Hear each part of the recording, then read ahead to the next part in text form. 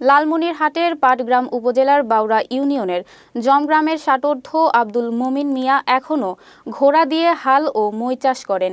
কৃষি যন্ত্রপাতির আধুনিক যুগে যেখানে গরু মহিষ দিয়ে হাল চাষ প্রায় বিলুপ্তির পথে, সেখানে মোমিন মিয়া ঘোড়ার সাহায্যে অন্যের জমিতে চাষাবাদ করে জীবিকা নির্বাহ করছেন। প্রতিদিন ভোরে দুই নাতিকে সঙ্গে নিয়ে মোমিন মিয়া অন্যের জমিতে চাষ করতে বেরিয়ে পড়েন।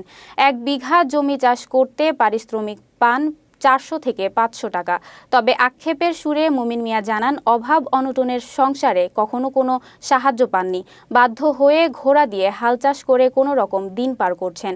ঘোড়া অসুস্থ হলে অনাহারে দিন কাটাতে হয় তাদের। তবুও থেমে নেই মোমিন মিয়া। ঘোড়ার মাধ্যমে হাল চাষই তার জীবিকার একমাত্র অবলম্বন।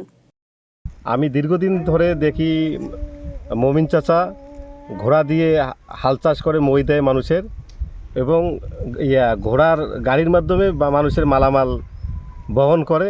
চাচা খুব ঘোড়া পাগল মানুষ, এই জন্য অনেকে বাউড়ায় তাকে ঘোড়া মোমিন বলেও চেনে।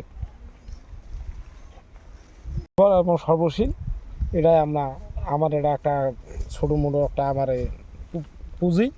এই পুঁজি দিয়ে আমার ইনকাম যেটুকু হয় ওইটুকু আমার নাতিপুতি ছেলে সন্তান আর বাড়িঘর তার আছে একটু, আর আবাস সুবিধার নিজস্ব জমি নাই। গত 3 বছর থেকে দেখি ঘোড়া দিয়ে উনি হাল চাষ করে, ঘোড়া দিয়ে মই দেয়। পাশাপাশি মানুষের উপকার লাগে, যেহেতু হাল গরু মহিষের হাল যেহেতু নাই, মানুষের অল্প একটু জমি হইলেও চাষের দরকার হয়, ওইখানে তো আর গাড়ি নামে না। যার কারণে মোমিন ভাইয়ের গাড়ি ঘোড়া আছে, ঘোড়া দিয়ে হাল চাষও করে, ওনারও 2 টাকা হইলেও ওনারও কাজে লাগে।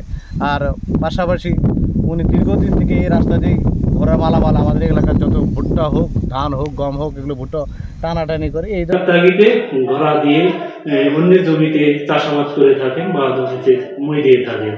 তো আমরা কৃষি সম্প্রসারণ অধিদপ্তর সবসময় কৃষকদের পরামর্শ দিয়ে থাকি যে উন্নত মানের কৃষি যন্ত্রপাতি যেমন পাওয়ার বা ট্রাক্টর দিয়ে জমিতে চাষ দিন, বা অন্যান্য আমাদের আরো অনেক যন্ত্রপাতি আছে, সেগুলো আমাদের কৃষি উৎপাদনের জন্য ব্যবহার করুন। ধন্যবাদ সবাইকে।